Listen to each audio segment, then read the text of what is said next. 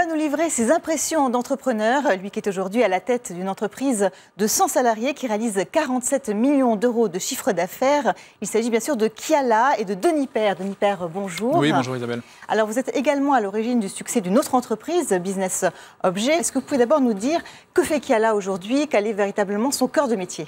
Alors Kiala est un opérateur de relais, de réseau de relais. Nous avons 7500 commerçants affiliés en Europe qui livrent des colis pour notre compte, qui en reprennent, qui font des échanges. Donc on est une alternative à une livraison à domicile qui est formidable quand vous êtes chez vous, mais qui est plus compliquée quand vous n'êtes pas chez vous. Donc on permet aux consommateurs actifs de se faire livrer des colis dans des commerces près de chez eux, plutôt que d'attendre le livreur à domicile. Alors vous l'avez créé en 2001, vous aviez donc déjà à votre actif cette première réussite, vous êtes, on peut dire, un véritable serial entrepreneur. Vous êtes arrivé sur un marché où il y avait déjà des gens qui faisaient la même chose que vous. Qu'est-ce qui a fait votre différence ? Il y a trois choses. D'abord, on a beaucoup investi dans les systèmes d'information. Ce qui existait avait été développé par des gens qui faisaient ça un petit peu sur le côté, de façon un petit peu accessoire, des groupes de vente à distance traditionnels, qui avaient moins investi dans ce secteur-là que dans leur cœur de métier. Et donc, on a, nous, beaucoup investi en particulier dans l'informatique pour simplifier le travail des commerçants, leur donner un outil très simple à utiliser. Ensuite, on s'est aussi beaucoup focalisé sur l'international. Les clients potentiels sont tous très internationaux. On travaille avec Nespresso aujourd'hui, avec Esprit dans plusieurs pays d'Europe, avec Amazon dans tous les pays pratiquement où on est présent. Et donc, il fallait leur offrir aussi une plateforme internationale. Et ces acteurs étaient plutôt franco-français, donc n'avaient pas cette dimension-là.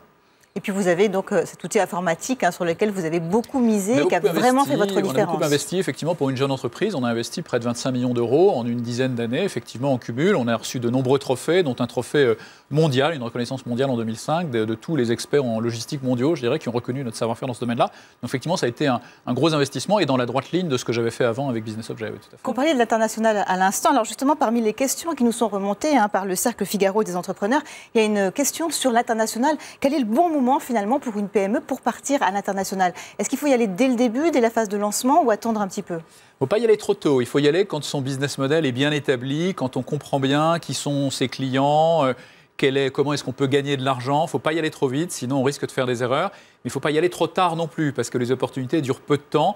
La nature a horreur du vide. Quand une opportunité existe dans un pays, il y a de fortes chances qu'un entrepreneur l'identifie. Donc il faut essayer de préempter un petit peu les marchés étrangers, les opportunités, donc pas trop traîner non plus.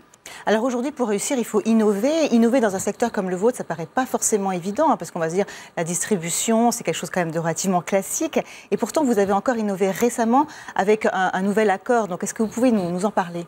Oui, on a encore innové récemment, mais en s'associant à Prestalis, qui livre des journaux, qui est le leader français de la distribution de journaux et de magazines, où on a décidé de s'associer à eux pour créer un réseau qui permet de mutualiser des flux, donc de s'appuyer sur des tournées existantes de livraison et donc d'émettre un petit peu moins de CO2, de ne pas envoyer des camionnettes uniquement pour nos colis.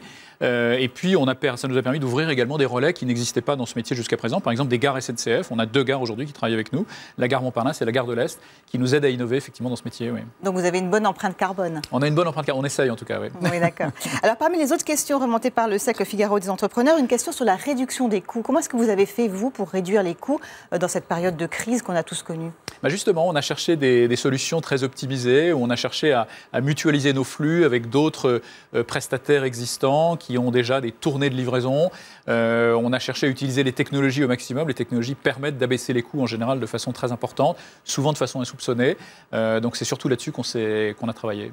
Alors évidemment, les chefs d'entreprise se posent toujours les questions du financement et de l'apport que peut leur permettre donc l'entrée de fonds d'investissement dans leur capital, même si ça va entraîner par ailleurs des contraintes. Est-ce que vous avez eu, vous, l'impression que ces fonds d'investissement, ils avaient véritablement un apport autre, on va dire, que financier, un apport opérationnel, un apport dans la gestion quotidienne de votre entreprise? Ça dépend énormément des fonds, mais en règle générale, ils apportent 2 choses. Ils apportent le recul qu'on n'a pas quand on est chef d'entreprise. On est le nez dans le guidon, on est tous les jours au quotidien préoccupé par des problèmes très opérationnels. Et le fait de rencontrer des investisseurs tous les trimestres qui vous posent un certain nombre de bonnes questions que vous ne vous poseriez pas spontanément, c'est une très bonne chose. Et puis, ça permet aussi d'avoir des contacts. Nous, on a par exemple un certain nombre d'investisseurs anglais et on travaille actuellement au lancement de Kiala en Angleterre et c'est extrêmement utile parce qu'ils nous ouvrent des portes, ils nous introduisent à très haut niveau avec des partenaires potentiels, des clients potentiels. Et donc, cette dimension relationnelle est très forte aussi. Denis Père, merci beaucoup. À très bientôt donc pour d'autres impressions d'entrepreneurs. En attendant, vous pouvez bien sûr poser vos questions sur lefigaro.fr et tf1news.fr. C'était Impression d'entrepreneur avec HP Laserjet.